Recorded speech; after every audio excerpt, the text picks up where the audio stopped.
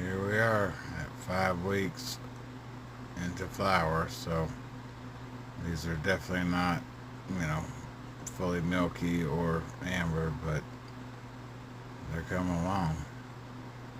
And the buds are beautiful, super skunky. It's a pine tree Kush from Dirty Bird Genetics. And some of this might be the Grandpa's Cookies number 6 from Ethos Genetics. They're both frosty as can be. Anyway, this is just a quick video. A couple weeks before harvest. Alright. Growing in Ohio and loving it.